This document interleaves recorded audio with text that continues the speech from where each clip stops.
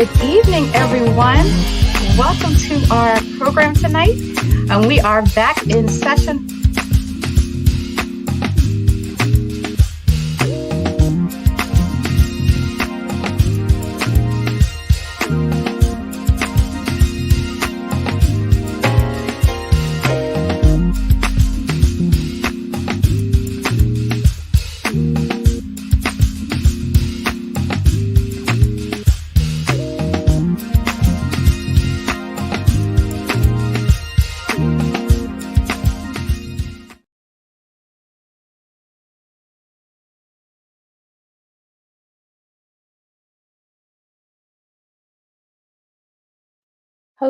Hello, everyone. Welcome to Mom's Night In. Hello. It's Tuesday. Hi, ladies. Hi. Hello, everyone. My name is Tanya May Avon. I am your host for tonight's Mom's Night In. And ladies, I'm getting some feedback on somebody's. Yep.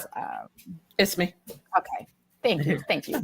So, hello, everyone. Once again, my name is Tanya May Avon. I am the host for Mom's Night In. So, welcome. It's the best night of the week, Tuesday nights, where we come together and just share the goodness of God in places we don't always think to see Him in, or even when we're going through, we don't see the goodness there. But as we look back and reflect, I'm blessed every week.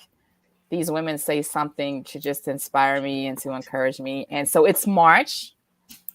Happy March, everyone. A new series. March is supposed to come in like a lion and out like a lamb, I believe. So yes, high hopes for March. we have really, really high hopes for March. But hello, Markeisha, and hello, Shira. And Shira, tomorrow's a big day for you, right, ma'am? It is. It's my birthday. Shira's birthday. Oh, birthday. Hey. I got it mixed up. I thought it was today. I was planning my schedule tomorrow, and I saw Shira's birthday, and I said, "Hi, happy birthday!" It's like, no, it's tomorrow. Shira, still give a shout out today. Happy early birthday! We love you. We hope you have an amazing day celebrating you. Yes, I appreciate the early love. Yes, and March good evening. Birthdays rock. Yes, they do. You have a March birthday too, Markeisha? I do. The 21st. When is yours? I'll see. That's right. Yes, wonderful. So we will be celebrating all week or all month, I should say. We're celebrating our month. Yep, all month. And so, hello to those that have joined us. I saw Carmen come on. I'd say Tiffany Green has welcome back. It's good to see you, Tiffany. And Darlene is back again. Darlene Henderson, welcome. We have one of our guests for this month. Yes, Terry Levy is going to be joining us. So, hello, Terry, and thank you to all that are joined. If you haven't said hello, just jump in on the chat. Say hi. Let us know. If you're a first timer or if you're returning and where you are, where you're joining us from. We do have a great show. It's difficult. So we're kicking off the Miscarriage series. And what we're learning and what we talked about even as we've been preparing, that it's more common than you think, but you just don't know because we don't openly share. Yeah. This is something that just people that you have known for years could have experienced it because you've never talked about it. You would never know. That's true. Yeah. So we are bringing this conversation definitely to the forefront tonight and just have some courageous moms who are coming to just share their story. So if you do know someone who has suffered a miscarriage or loss of a child or any kind of loss, honestly, we know that these series about loss really do transcend the type of loss because the spiritual truths are the same. But it's different. But I do know, having experienced it myself as well, I do know miscarriage is definitely a different kind of grief and a different kind of loss there. So absolutely. I'm excited about our guest. And why I'm excited about our guest for tonight, we did the infertility series 2 years ago. Yeah. And her pastor and her first lady watched one of our shows and called me the next day and was like, I have to connect you with someone from my church. She's been struggling with infertility. So me and Shonda connected 2 years ago. Wow. And so to have her come back, knowing that, again, a series that we did 2 years ago was just ministering and encouraging to her back then, and then have her come back and even share, that story as she was going, through a lot of that, having her come back and share her story is a blessing. So I'm going to say goodbye to you ladies. And Markeisha, if you could bring out our guest for tonight, we will go ahead and get started. I certainly can. Bye. Bye. And here is our guest. Hi. Hi, Shonda. How are you? I'm good. I almost started crying with that intro. Oh my goodness. Isn't it crazy? It is. And you don't like you think about it, but you really don't. Like Mhm. it's been 2 years and I can't even believe it. Yeah. A great 2 years though. Yes, we have. Yeah, it ended the gift. What God was preparing you for is amazing, and I can't wait to just share your story. But again, everyone, this is DeShonda Smith, our guest for tonight, kicking us off. And again, why she's so special. We've been texting. I think I met you for the first time in person at the anniversary service. I think earlier, maybe it was probably mid last year. So we had been kind of just texting for about a year and a half before we actually met. But again, just connected through this ministry. So thank you for your courage to come and share your journey with us. So ladies Thank you for having me. Yes, absolutely. I'm going to ask you just to go ahead and just do a quick introduction of yourself. Just tell the people who you are, what you do, a little bit about yourself before we get into it. Sure. So my name is DeShonda. My family and friends lovingly call me Shonda. I work in HR currently for a solar company. And have been married for 8 years. My husband and I have just celebrated being together for 12 years, and we have a 5-month-old little baby. Yes, a 5-month-old sweet baby. And we'll see. I think Markeisha, you want to show the pictures of her sweet family, her husband and her son. Yeah, he is just adorable. And again, when you know someone that has been praying and believing God, and just when I got the message that you were expecting, it was just like, just thank you, Lord. Thank you 7 years. Look us. Yeah. But you know what? God is faithful. So we just thank God every day. When I look at him, I just thank God. 7 years in the making, but it happened. Yeah. So there they are. Beautiful family. All right, so let's get right into your story. I'm going to open us up in prayer and then we'll get right started, okay? Yes. Dear Heavenly Father, God, I thank you so much for this evening, for this Mom's Night. And Lord, we thank you for Shonda, God. We thank you for connecting us 2 years ago and bringing us to this point. You already knew even back then that she would be a guest on our show. You knew the story and the journey that you had her on, God. So we're grateful. Even from back then, we thank you for answering our prayers from years ago, God. We thank you for your faithfulness. So we just invite you into our conversation. We pray for those that may be watching who may have suffered a miscarriage or any kind of loss. Or we just pray that we would say something would just minister to them tonight, and that would just be a blessing of comfort and healing.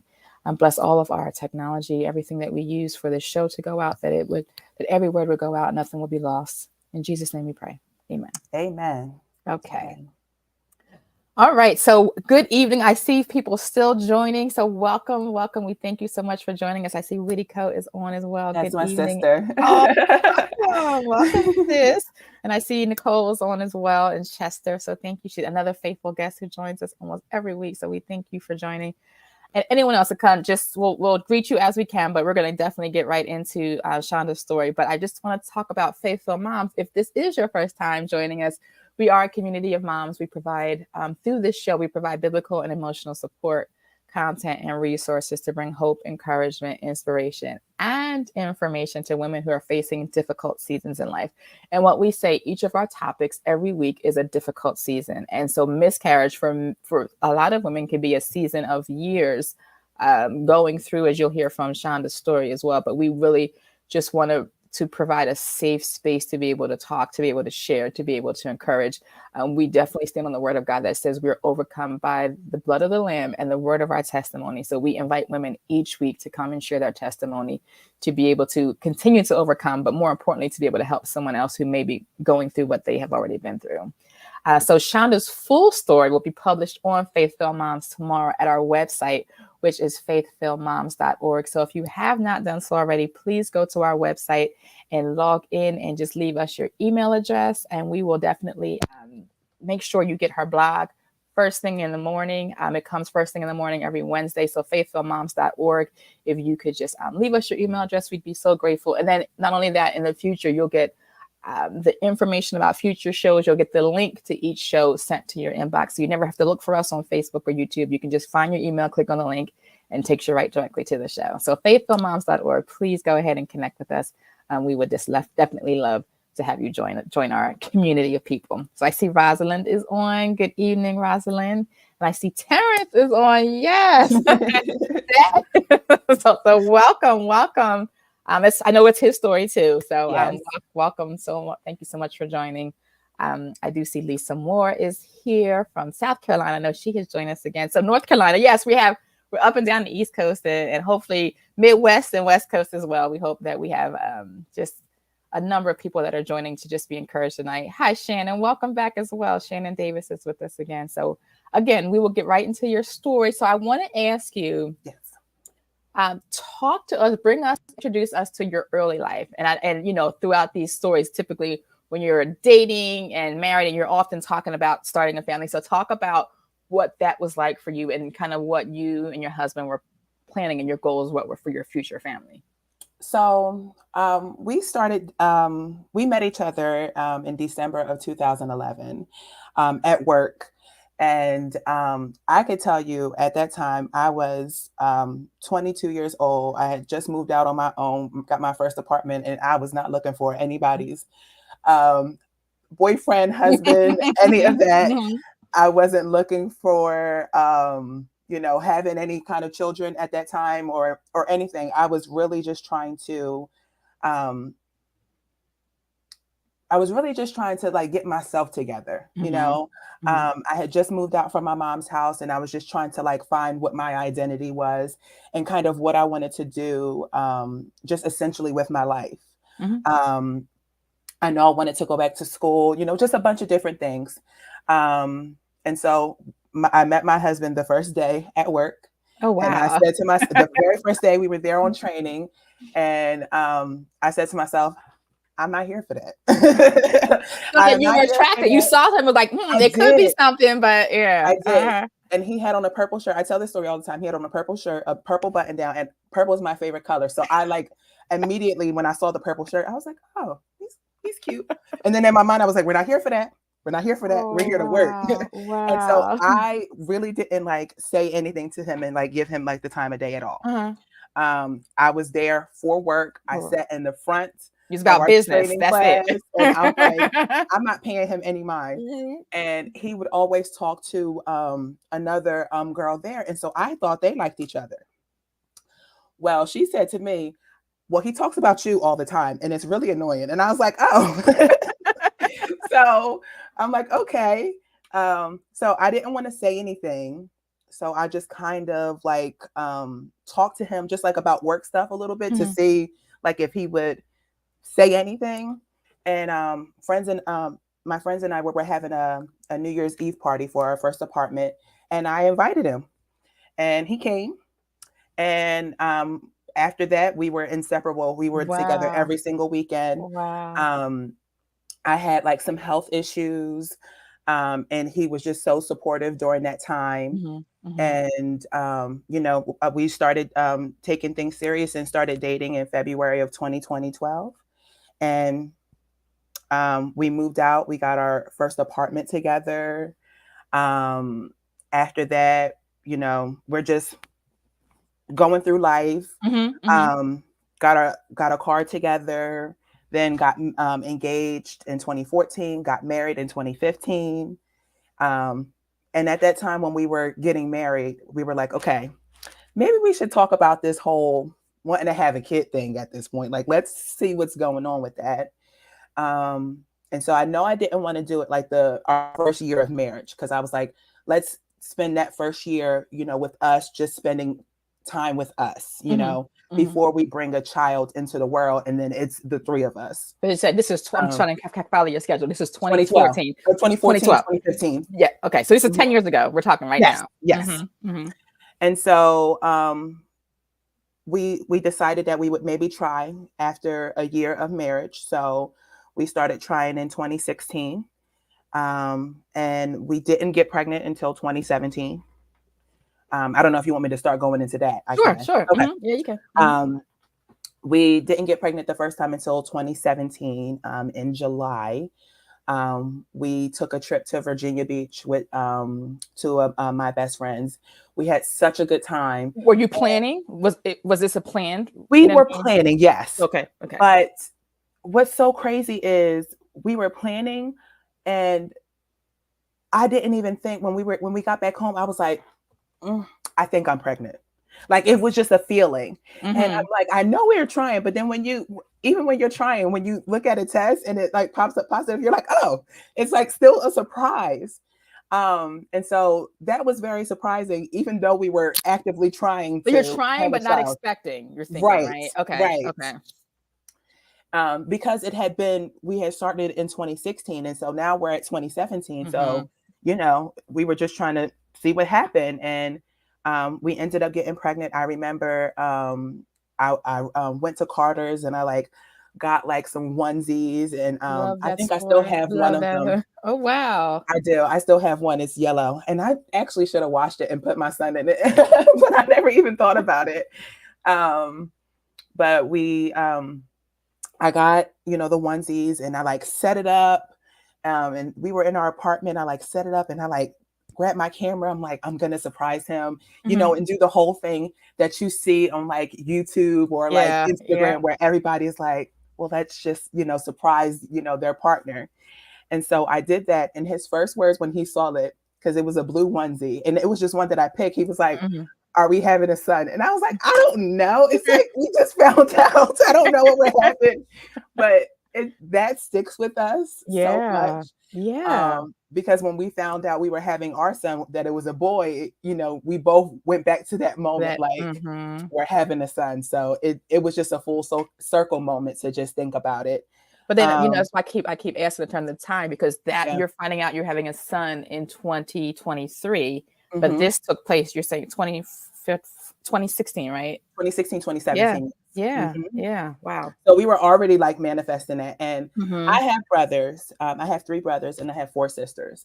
But I don't have any older brothers.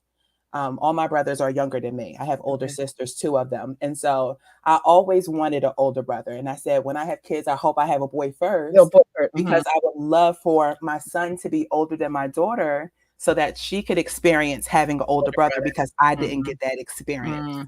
So for it to come full circle like that is just amazing. Wow. Wow. Yeah. Now it's just, it's interesting when we say that. A lot of times you tell a story and you're going to tell a story within 60 minutes, but you can't imagine, again, 6 and 7 and 8 years of your journey that people don't understand of, and maybe obviously some do that have gone through that, but the fact that on this side, it's easy to say looking back, but when you're in the midst of it and waiting and experiencing those kind of disappointments as you're going to, be sharing, it's just, mentally, it kind of just weighs on you. It kind of weighs on you, and just definitely opportunities and times where you can just, question God about, why. So I just want to say really quickly, I see my mother-in-law is on here as well. So Eunice Farrell is on. So thank you, Mom, for joining. I see Marie Taylor has joined us. Good evening. And your aunt is on, Rebecca. Oh, is she? Hi. Yes, I want to make sure you knew your aunt was on. Yeah. So talk to us. So you find out you're pregnant, you buy the onesies again. I think I did the same thing, going to Carter's, and I think it was Oshkosh Bagosh back then. And so buying the clothes. So you had that, you're excited. You share with your husband, you share with your parents and his parents. And then what happens? So I don't remember the day that we told my mom or his mom. I remember when we told my aunt who's on, my grandmom, and my dad. My dad's birthday is in August, and so is my grandmom's. His birthday is the beginning of August, and we were going over my aunt's house to see my dad and like give him a birthday gift, and obviously to tell him. And so I think we gave him like some booties or something like that. And we told them, and they were so excited because on my dad's side, I'm the oldest grandchild. I started the family. I like to tell them that I started the family. That's a special role. So I'm the oldest grandchild. So I would, I was so happy in that moment to be able to, be pregnant with the first great grand, And so I remember telling them, and we were all excited. And my husband and I went home that evening. I remember going to sleep because all this was on a Saturday. I wake up Sunday morning, and that's when I wake up and I'm like, something, it doesn't feel right. And I was like cramping real bad. So I'm like, let me just run to the bathroom and just see what's going on. And it was early in the morning. And then I saw that I was bleeding. I was like, okay, something isn't right. So I woke up and I told woke my husband up and I told him, and I'm like, we need to go to the emergency room so we can figure out what's going on. So I ended up going to the hospital, actually the same hospital where I had my son. And I sit down in triage, and I'm like, at this point, crying hysterically because I don't know what's going on. And I remember saying to the lady, she was like, taking my blood pressure. And she was just like, oh, your blood pressure is really high. But in my mind, I'm thinking like, well, yeah, I'm sure it is, because I'm very upset.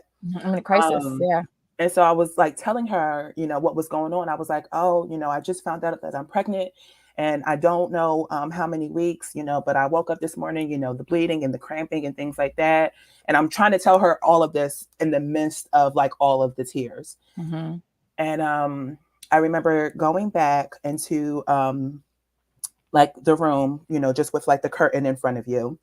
And they wanted to do a pregnancy test, and then they wanted to do an ultrasound to see if they saw anything. And I think they also drew some blood so they could check like your HCG levels. And they said when they did the ultrasound, they didn't see anything. And then when my blood work came back, my HCG levels were like dwindling down. And so they were like, this is most likely a miscarriage, and it was just basically make sure that you follow up with your OB to make sure that everything, dispelled, and sent me on my way. That was it. Yep. Sent me on my way. And so I had like left there just distraught, trying to figure out what they just told me, what is happening. No information, right? No, really nothing. Nothing. It was just a follow up with your OB. And so that was difficult because this specific miscarriage that I think about this one often, because this one was different than the other ones. And I feel like when it was happening, my body was actually like contracting to like dispel, the, I don't know what you would call it then, at a fetus or an embryo at that point. But it was way different than the other ones. This one, I like was in a lot of pain through it, not just with my body, but also like, emotionally and mentally. It was just a lot. Yeah. Yeah. And so that's confirmed a miscarriage. I want to ask you about this grieving process. Again, taking all this in consideration, you're trying for about a year, the excitement of realizing you're pregnant and telling everyone and buying things. And then in that instant, having it all taken away. Talk about those after, because there's always certain situations where there's a before and an after. So talk about the after of kind of this traumatic experience for you. I remember just like laying in bed and crying a lot. And I remember my husband was really upset too. And we spoke to our really good friends, and we were just telling them what was going on, because they knew that we were, actively trying and, really wanting to have a child. And so, we leaned on them and tried to, lean on each other. But I don't think at that point that we really knew or, really could support each other in the best way that we could. Knowing what I know now, I think we definitely could have done a better job, just supporting each other. But we were both just upset, and just kind of distraught. And so I remember, feeling that way. And I tried to not let it bother me for like a long period of time, but it definitely still affected me. And it was just a going to work, coming home, in the bed kind of thing. And that was just like my routine for a little while. I didn't process it in the best way. I really didn't talk about it. like how I'm talking about it now. Yeah. And so I gave myself a few days, and I just tried to like pick myself back up. I tried to tell myself, you know what, we'll just try again. It is what it is. And try to just like push that to like the back of my mind. Because dealing with the hurt in that moment was just a lot. So, and I think that for the other ones too, I don't think that I properly handled them until I started going to therapy. Okay. So I want to ask you about that because there were multiple miscarriages. Talk about that second and the third one because there was something even interested about the third miscarriage. So share just kind of really at a high level your experiences with those subsequent miscarriages after that first one too. Absolutely. So the second and third one, we didn't talk to our family about those. So they didn't know you're pregnant at all. Because what happened was, what I decided was we're not going to say anything when we do find out until we have an ultrasound in hand. We've been to the doctors, they hear the heartbeat, they say, everything is fine. Because what I didn't want to do was tell them and then have them be disappointed like they were before. Have to go back and say hard no longer, because Yeah. the whole family has excitement, Mhm. especially when you're fresh out. But anytime you're pregnant, your family's excited. So, not my sister's coming next week. But remember you're pregnant, and then they come back, and it's almost like, what do you say? I see Darlene saying it's very traumatizing. It is. It's like Yes. Every single experience is different. Every single person processes it different. Even now, as I'm talking to you, I'm still like, oh, what do I say? What to say? It is such and you don't know what to say. And a lot of times, when people don't know what to say, I would just say, don't say anything, because a lot of times you could say something and think that you're helping. And in that moment, it's just not a help. People have said to me, you know what, miscarriage is just so, it's so common. So, or you'll get pregnant again. It'll be fine. You'll get pregnant again. And no one wants to hear that in that moment when they're going through it. And so that was one of the reasons, again, why I didn't want to share. So the second one happened, and we didn't say anything. The doctor said that they thought it was a chemical pregnancy, which is just basically with a chemical pregnancy, you find out very early. I was finding out every time that I was pregnant, I was finding out when I was about 4 weeks. And so a lot of times at that moment, women don't find out they're pregnant as early. So you may have a miscarriage and you may just think it's your cycle coming on. And so I had the chemical one. I want to say that was 2018. And during that time, with the chemical pregnancy, or right after that, is when I'm like, okay, something is not right. Something is not right. And maybe we need to like go to the doctors and see like what's going on. And so we visited our first fertility clinic. And I chose this place because they were affiliated with the OB that I was seeing at the time. And they were like, this doctor has, been in practice since 89. And I'm like, oh, wow, I was born in 89. So maybe that's a good sign. And so I went, they did like some workup on my husband and I, but I just didn't feel like it was just like good bedside manner at all. And especially when you need that yes, in this kind of situation. I need a doctor that has good bedside manner. Like I can't. And so they said we're going to start off with a process called IUI, which is just basically it stands for intrauterine insemination. So I had to take some medicine at that point.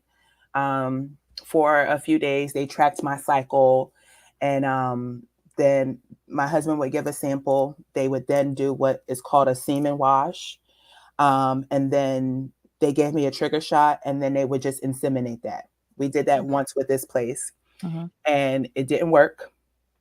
And that was upsetting because in my mind, this is going to work the first time. Yeah. It's definitely going to work. And I'm like, there's no issue. And so it was disappointing because I think I kind of like built myself up to like, oh, this is higher happening. hopes, right? Like The I hopes gave are, myself, yeah. and I was completely let down. And so I'm like, okay, I'm done. Like we need to take a little break from this because we would track for like months at a time.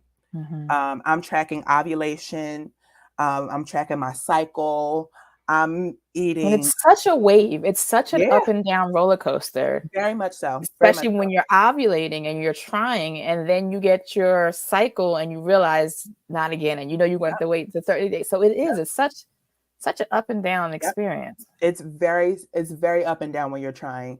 And I'm like taking this supplement. I'm buying this at the store because the girl on YouTube said to buy this, and she said that she ate this and she ate that and she did that and she got pregnant. So it's got to work for me. I'm buying all the stuff. I'm making my husband take like vitamins. I'm like, they said that her husband took this too. So you take it and I'm gonna take this and then we're gonna see if this works. None of it worked.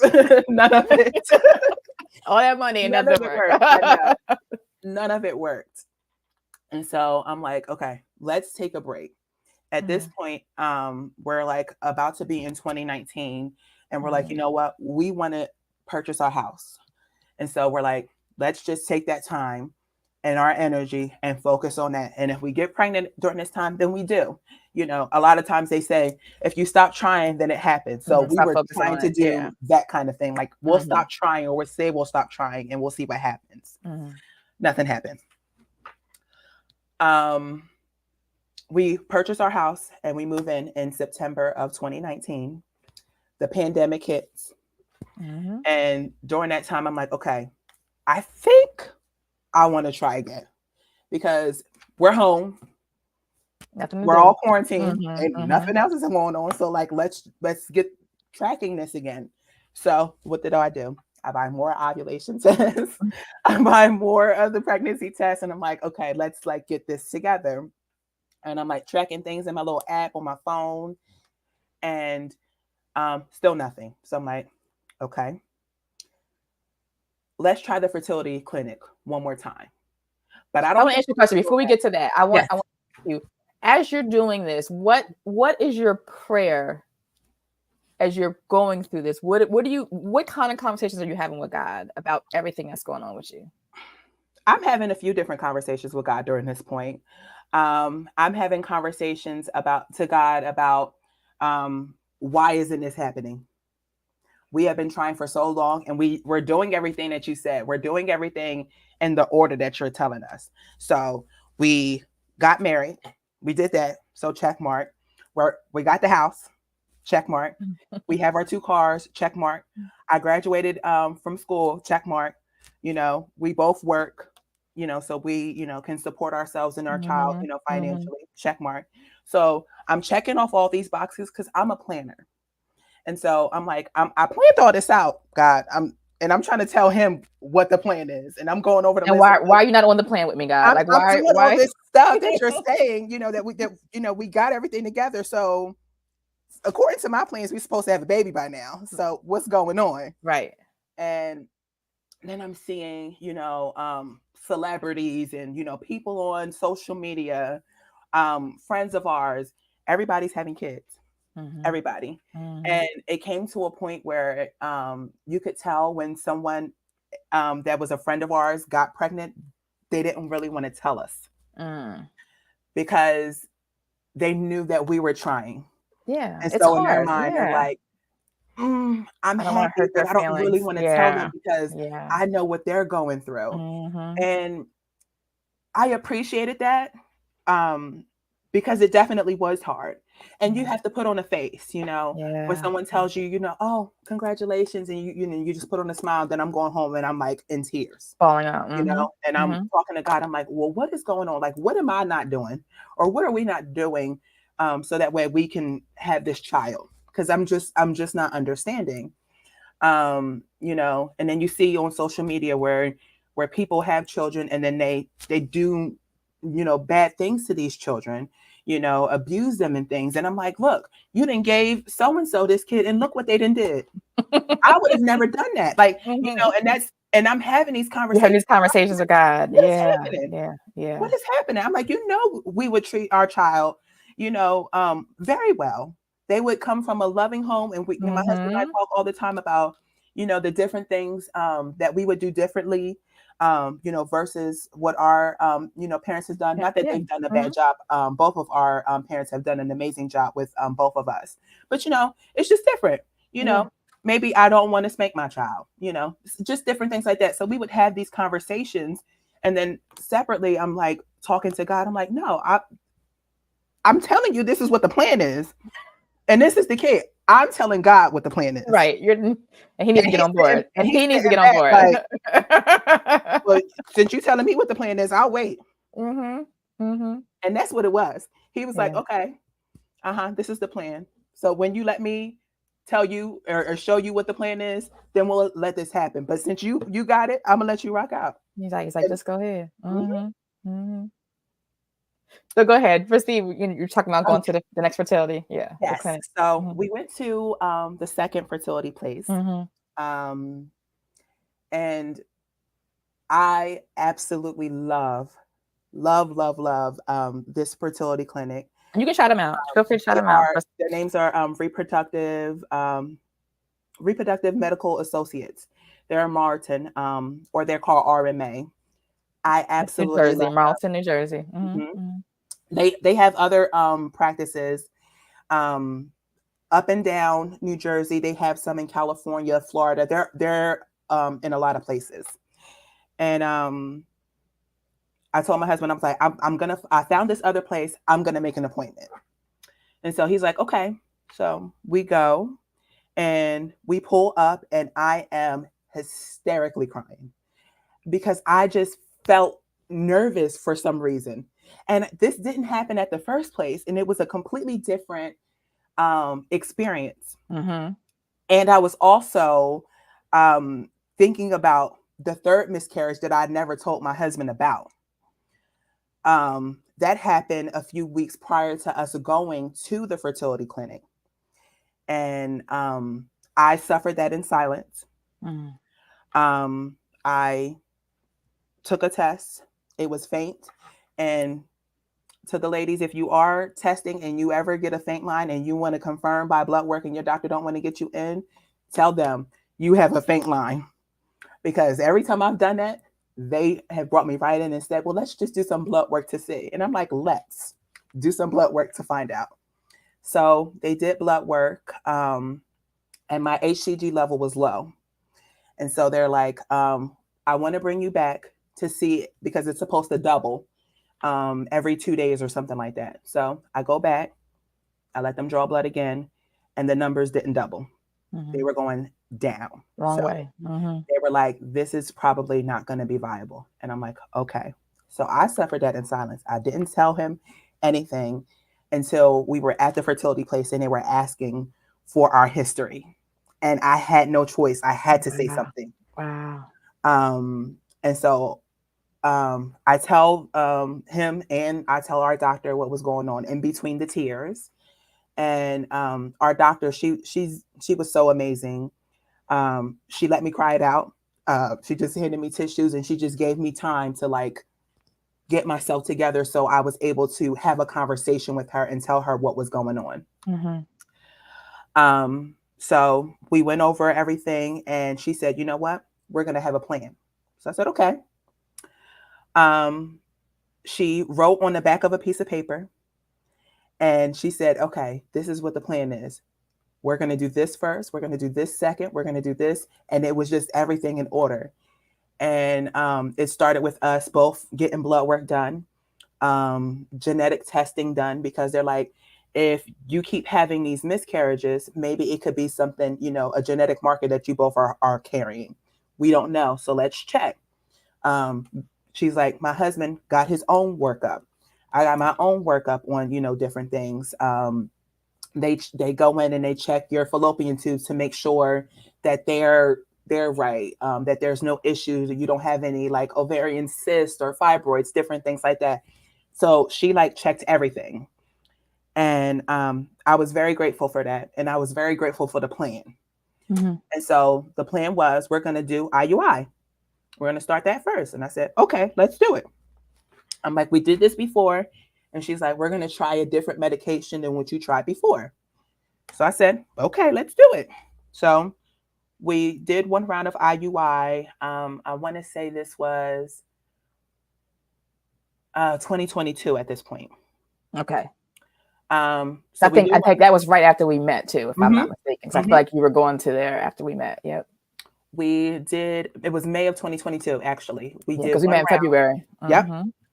We did one round, and that didn't work, and we went right into a second round. We're like, let's try this one more time. So we do the second round. That doesn't work.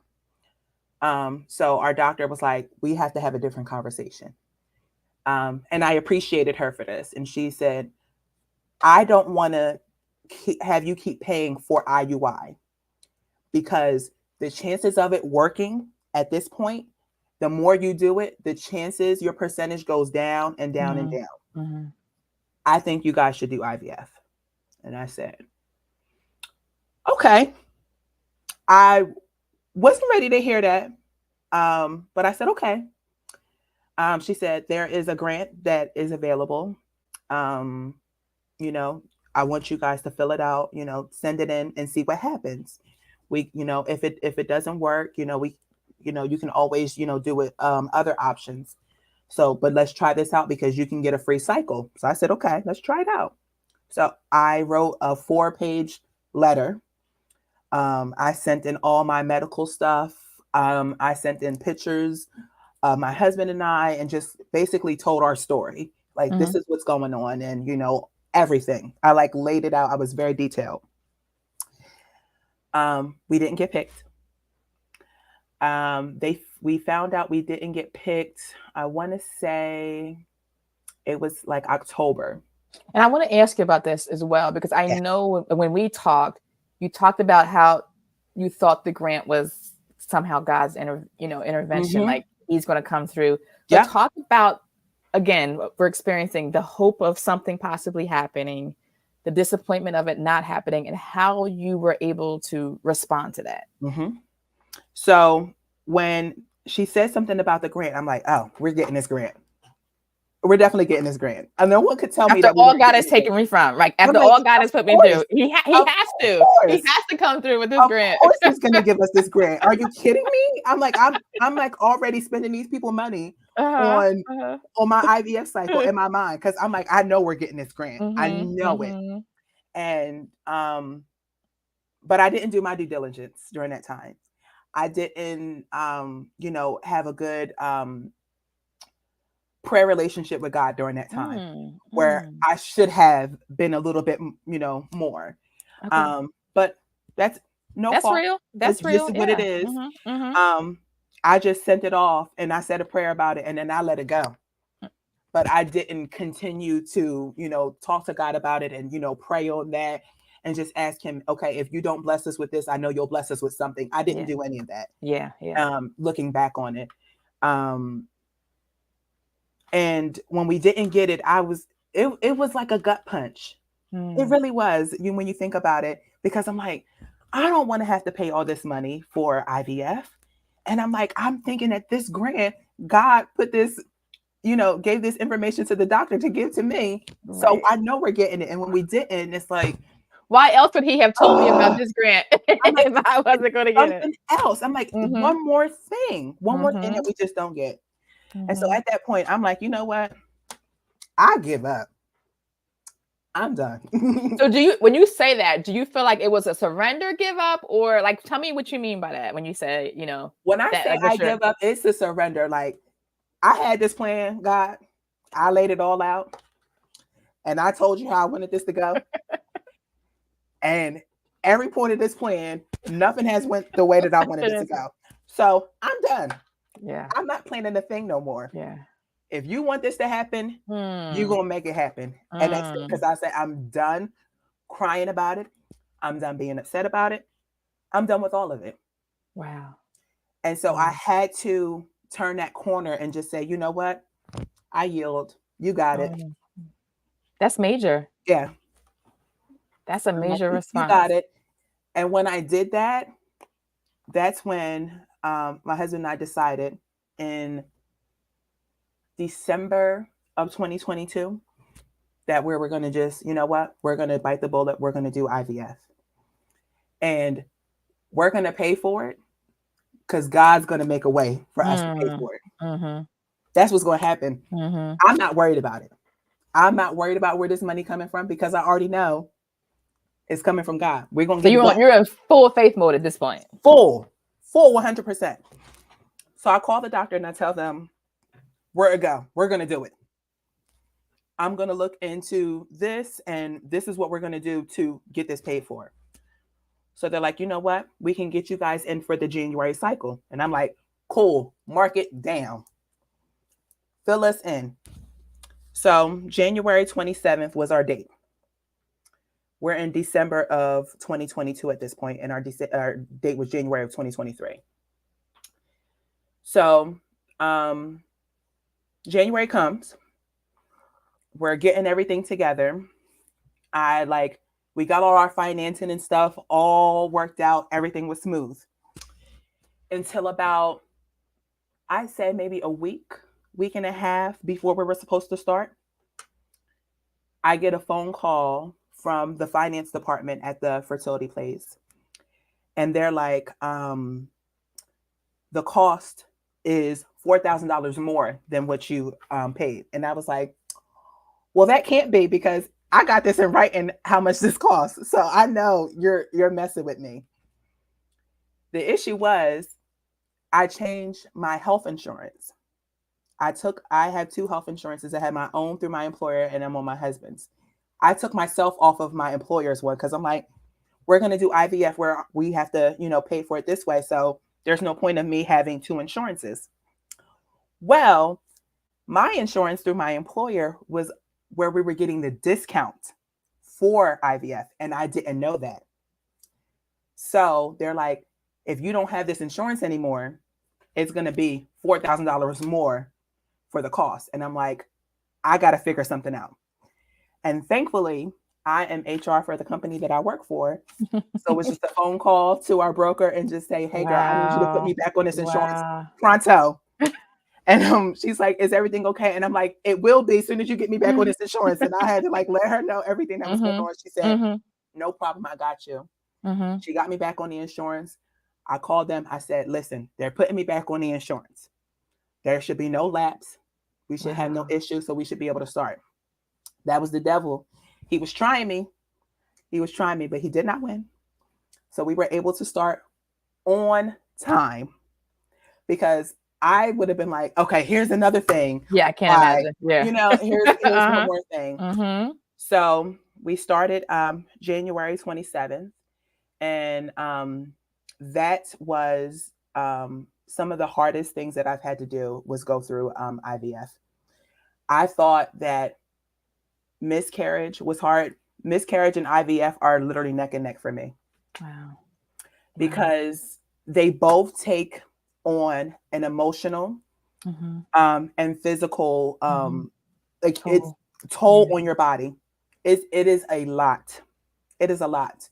And I didn't realize that when I was going through the IVF that I wasn't fully healed from certain things, from the miscarriage and things like that. I had to work through that through therapy when I was going through IVF because I started to think like, wow, okay, well, when I do get pregnant, what if it happens again and I have a miscarriage? Yeah. And having to have that fear behind, on your shoulder the entire time. And my therapist said one thing to me. She said, why do you keep having a self-fulfilling prophecy? You don't know what is going to happen. And every single bridge and every single obstacle that you have come up against, you have faced it. And gotten through it. Yeah. If that happens, yeah, we'll cross that bridge when we get to it. Wow. What an interesting way to look at that. Yeah. And when she said that, I said, you know what? You're right. I can't spend time thinking about what happened. because if I continue to spend time and think about what happened, I'm going to stay there. And I'm and that's in anything. Mm-hmm. That realization, and that is a breakthrough for any situation if you stay there. Yep. Wow. So we did an egg retrieval, which was a lot. And we got 14 eggs, I'm sorry. Out of those 14 eggs, they see what is mature. 7 were mature. And they like to see that at least, I think it's like 80% of the eggs that they retrieve are mature. And I had 50%. Okay. And I was like, oh, I don't know what's going to happen. Is this going to work? I started those negative thoughts and stuff again. And I'm like, you know what? No, because I did my research and I know this is what happens because I'm a planner, like I told you. So I've done my research on IVF prior to us doing it. And the next day she told us, okay, out of the 7, 5 fertilized. And I'm like, oh, okay. So we got 5. And she's like, we'll call you back in like 2 weeks to let you know if all of them are genetically normal. I said, okay. She called us back in a week. All 5 are genetically normal. I said, thank the Lord. Wow. So she's like, do you want to know the genders? And I'm like, absolutely, I want to know. So we had 2 boys and 3 girls. Okay. They asked us what we wanted to implant. We had a boy and a girl. They grade the embryos. So we had a boy and a girl that was at the top grade. And I said, pick one of them. Pick one that's at the top grade. You didn't want to know which one? Mm-mm. Oh, wow. Okay. Okay. So they picked a boy, obviously. We did the transfer on March 21st. And I found out that I was pregnant on March 31st. And I remember waking up that morning, going to get my blood drawn for them to let me know. And this was the calmest that I was walking into that place. I had never had such a peace over myself. And I had been praying this entire time, just asking God, like, your will is going to be done regardless, but I already know what it is. My family, my church family, everyone had been in prayer for us at that point. And I remember thinking like, wow, this date is, really significant. The numbers 331, that equals the number 7. We've been trying for 7 years. 2023 equals out to 7. So I'm like, what you doing here, God? Are you trying to show me something? And my son, even though he was born early, he was born in my 7th month of pregnancy. He weighed 3 pounds, 4 ounces, which equals 7. And so just that's thinking amazing. Thinking about all of that, God was completely in all of it. And 7 is the number of completion. Yes. Yes. So we were able to finally complete our family that we've always wanted, that we've been praying for, that we've been asking God for. And so what I realized was, once I was done with my plan and I'm like, okay, I'm throwing my plan away. Here's my piece of paper is in the trash. Once I got on board with what God wanted to do, it happened just like that. Wow. So I'm going to ask you, I'm looking at our time. We have about I'm going to give you 2-3 minutes left. I want you to give closing words because I asked you when we first met, Shonda, what do you want people to know about your story and your response? Well, you could tell. What tell us in terms of everything that you've been through. And we did see someone, I think it was Shannon's daughter, Shannon Davis is on, her daughter is going through this right now. So her daughter and others like her, what would you tell someone who's going through what you've been through? We may have a plan for our lives, and that's all well and good, but we have to learn, number one, to listen to God and his plan for our life. That's the most important thing. And when we yield to him and say, you know what, you got it, I'm going to follow everything that you do, everything falls into place for us. And that's just so true about every aspect of life. whether it's going through miscarriage, anything. If we sit back and we follow God's plan, we won't go wrong. But the surrender is the key. Like you said, the surrender is the hardest thing. But it is very hard, because you think that you know everything. You think that you know how your life. And you have a plan. You have a perfect plan that you've designed that's perfect for you. And so plans are good for certain things, like vacation, but nothing like not your life like that. You can't plan it. You can't. You can't. Because once I said, you know what, God, I'm done. I surrender to you. That's when everything fell into place the way it was supposed to. Wow. Now, that's not saying that, when we first started trying, if that same thing was to happen, if I just said, I surrendered to him from the beginning, that we would have had a child then. No, we had it when we were supposed to, because God needed, first of all, I think he prepared us. Number one, I think he prepared us to, be in a settled space where we don't have to worry about struggling, financially, anything like that. So that number one. Number two, after he prepared us, he prepared me. He prepared my mind, which was me going to therapy, working through the things that I had to work through. And once that happened, all of this is just preparation for us to finally go through the process and then finally have our son. Yeah. So I would say surrender to God, and also prepare yourself. You can prepare yourself in the midst of what you're going through. You can prepare your mind in the midst of what you're going through. You can prepare your body in the midst of what you're going through. Sometimes certain things can happen when it comes to miscarriage. There are certain triggers, for your body. So it could be you may need to lose a little weight. I had to do that. I was overweight at that time, so I lost 60 pounds. I had to get my mind right because of the previous miscarriages, things like that. So I went to therapy, just different things to prepare myself. And I think that's what happened. And that's why we have what we have now. The blessing. The blessing, the gift, the gift. Thank you so much, Shonda, for sharing your story. And I told you, I know, Jay came early, and when we do a preemie show, we're going to have you back. And, there's more to your testimony as well. But thank you so much. Just for, I know this is deeply personal. Thank you to Terrence as well. And your family. I saw your dad on Casper Pool is on. So he's on as well. Yes. And I saw some other people join. Keisha, my sister Keisha is on here as well from DC. So welcome, Keisha, as well. I thought I saw somebody else, but if I missed you, Emily Cannon's on, another guest that we had in this season. So if I missed you, I do apologize. But thank you, each and every one of you. Thank you so much for joining us again, Shonda. Thank you for sharing your deeply, deeply personal story. I'm leaving tonight with surrender. That's on my mind. So thank you for having me. Yes, absolutely, absolutely. I'll probably get off of here and I'll probably start crying. But no, just thank you for having me. Yes. This was a lot, and I finally feel that doing this was like my last, like I got it off. Ooh, you know what I mean? Yes. And I finally just released it.